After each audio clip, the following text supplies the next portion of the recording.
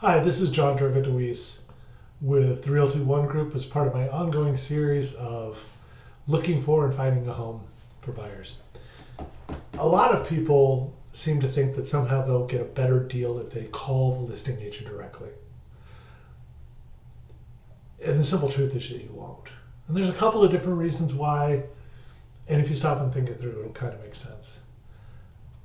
That is called dual agency. It's kind of a paradox or a contradiction. Basically, it means that a single person is acting as the agent for the buyer and the seller.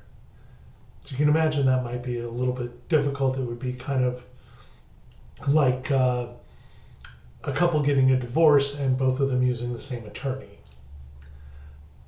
Kind of a strained analogy, but I think you get the idea.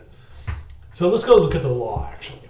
The Revised Code of Washington, Chapter 1886, Section 40, deals with the duties of a seller's agent. One of the sentences in there is to be loyal to the seller by taking no action that is adverse or detrimental to the seller's interest in a transaction. The next section, Section 50, with duties of a buyer's agent, says to be loyal to the buyer by taking no action that is adverse or detrimental to the buyer's interest in a transaction. How can one person do both of those things? And the truth is they can't.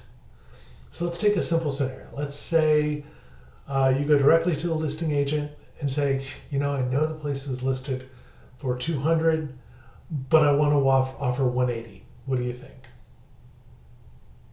They can't say anything. Of course, they can write up the offer and submit it to the seller, but they can't be your advocate. They can't be in there fighting for you to get that better price, because that would be taking an action that is adverse or detrimental to the seller's interest. It's in the seller's interest to get the maximum price. It's in your interest to get the least price. Can't do both at the same time. People also think that sometimes they'll get some inside information, that the listing agent will know things that they'll tell the buyer that they wouldn't tell to another agent or anybody else. And again, that's simply not true. In those same chapters dealing with the duties of a buyer's agent and duties of a seller's agent, they both have a clause in there that says not to disclose any confidential information from or about the seller or buyer except under subpoena or court order.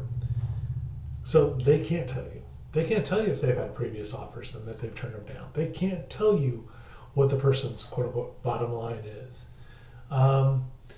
If they were representing you as a buyer and you said to them something about, I'm going to offer this, but I'd pay the full asking price if I had to, you're putting that person in a situation where they can't say anything. And they shouldn't say anything, because one way or another, it's going to be detrimental to one or the other party if they say anything at all.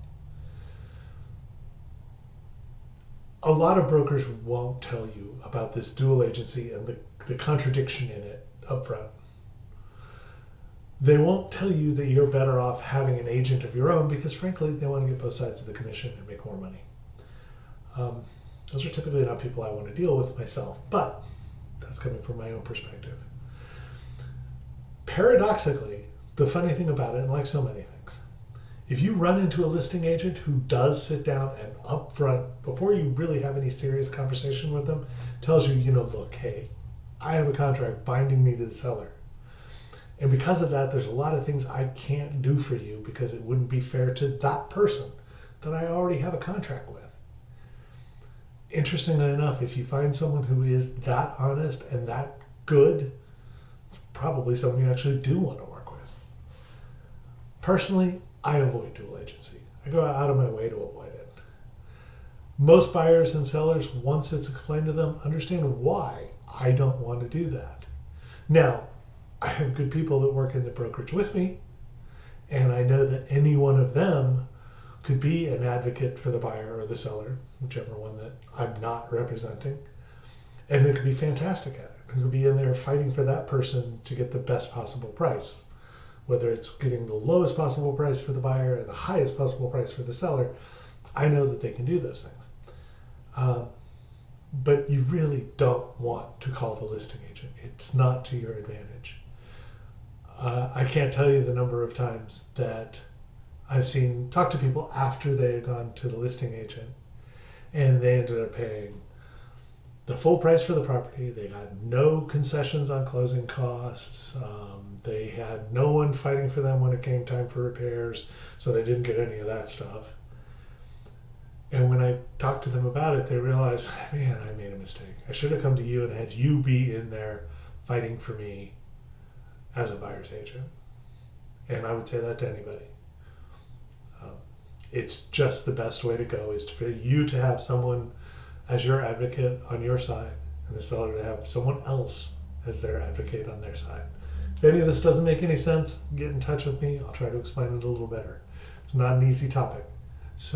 But if there's anything I can do, just let me know.